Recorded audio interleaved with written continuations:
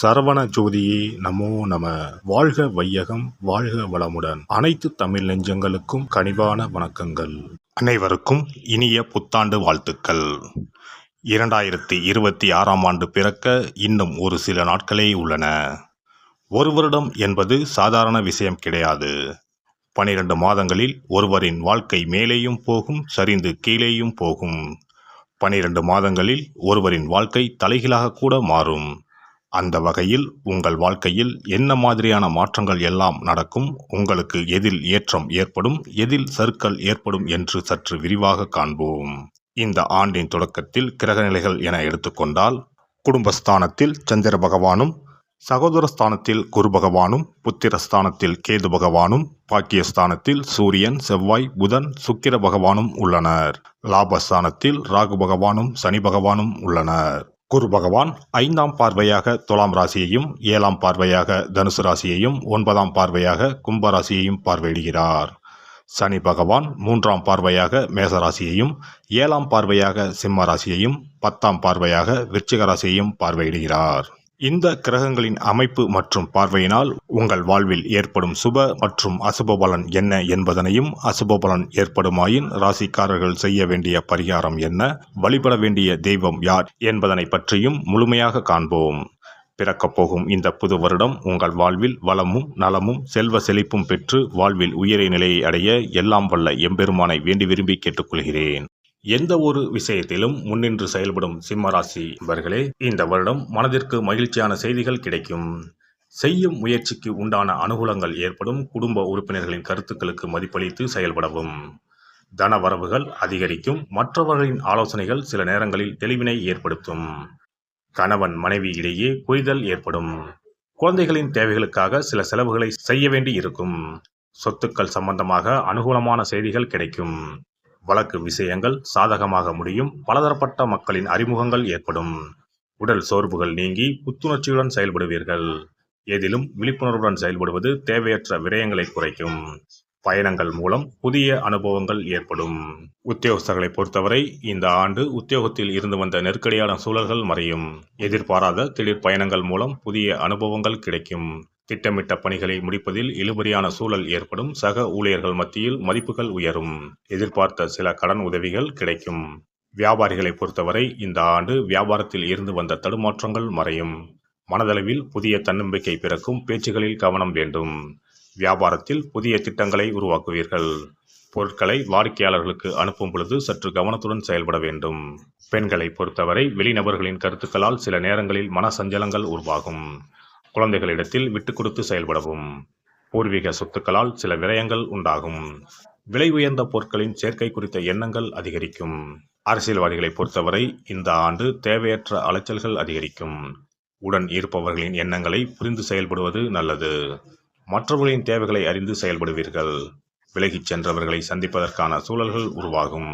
தனிப்பட்ட விஷயங்களை பகிர்வதை தவிர்ப்பது நன்மையை தரும். கலைஞர்களை பொறுத்தவரை எதிர்பாராத சில அலைச்சல்கள் உருவாகும். வரவுக்கேற்ப செலவுகளும் ஏற்படும். இருப்பிட மாற்றம் குறித்த எண்ணங்கள் மனதளவில் அதிகரிக்கும். விமர்சன கருத்துக்கள் அவ்வப்போது தோன்றி மறையும். சக கலைஞர்களிடத்தில் விவேகத்தை கையாள்வது நன்மையை தரும். மாணவர்களை பொறுத்தவரை இந்த ஆண்டு கல்வியில் இருந்து வந்த ஆர்வமின்மை குறையும். மனதில் புதிய தேடல்கள் பிறக்கும். விளையாட்டுகளில் திறமைகளை வெளிப்படுத்துவீர்கள். நண்பர்களிடத்தில் ஆடம்பரமான பேச்சுக்களை தவிர்க்கவும். உடல் ஆரோக்கிய பிரச்சனைகள் குறையும். மனதளவில் புதிய நம்பிக்கை பிறக்கும். இந்த வருட கிரக அமைப்புகள் அடிப்படையில் சிம்மராசி அன்பர்களுக்கு மனதளவில் இருந்து வந்த கவலைகள் விலகும். எதிர்பாராத சில பணவரவுகள் உருவாகும். குலதெய்வத்திற்கு தீபம் ஏற்றி வழிபட மனதளவில் இருந்து வந்த சஞ்சலங்கள் நீங்கி செல்வமும் மகிழ்ச்சியும் பெருகும். சிறப்பு தொகுப்பு. புத்தாண்டு அன்று செல்வம் பெருக நாம் என்ன செய்ய வேண்டும் என்பதனை பற்றி காண்போம். புத்தாண்டு அன்று நாம் சில விஷயங்களை செய்வதன் மூலம் வீட்டில் செல்வ செழிப்பும் அதிர்ஷ்டமும் மகாலட்சுமி கடாட்சமும் உண்டாகும். ஆகையால் புத்தாண்டு அன்று அதிர்ஷ்டம் தரக்கூடிய வகையில் சில விஷயங்களை கட்டாயம் செய்ய வேண்டும். இன்னும் சில நாட்களில் 2026ஆம் ஆண்டு பிறக்கப் போகிறது.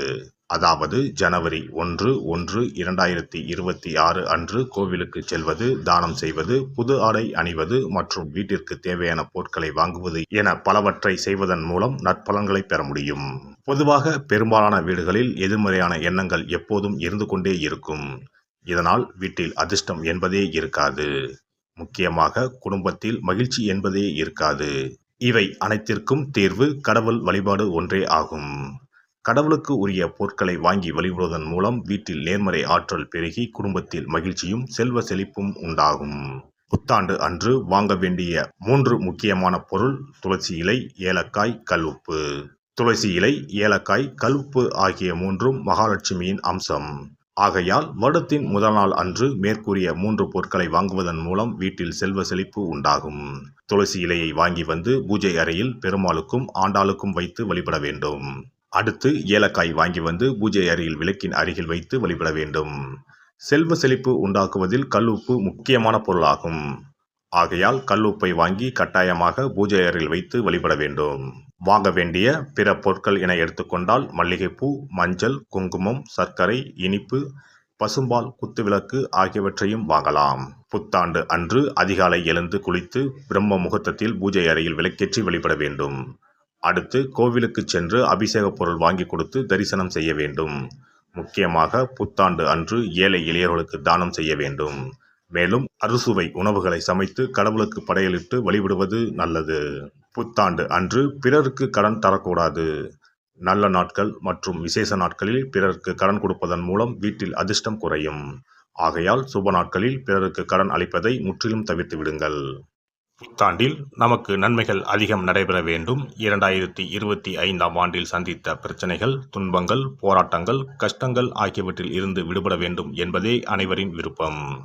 புத்தாண்டு பிறப்பதற்கு முன் எந்தெந்த பொருட்களை நம்முடைய வீட்டில் இருந்து அகற்ற வேண்டும், இவற்றை வீட்டில் வைத்திருப்பதால் என்னென்ன பாதிப்புகள் ஏற்படும் என்பதையும், இவற்றை அகற்றுவதால் புத்தாண்டில் என்னென்ன நன்மைகளை பெற முடியும் என்பதை பற்றியும் தெரிந்து கொள்வோம்.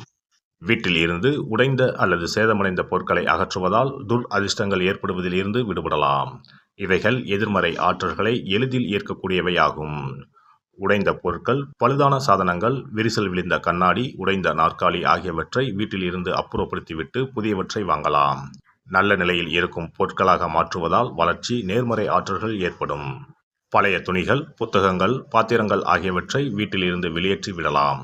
வேறு யாருக்காவது தானமாகவும் அல்லது மறுசுழற்சி முறையில் பயன்படுத்தக்கூடியதாகவும் மாற்றி அமைக்கலாம். இதனால் நேர்மறையான விஷயங்கள் எப்போதும் வீட்டில் நடந்து கொண்டே இருக்கும்.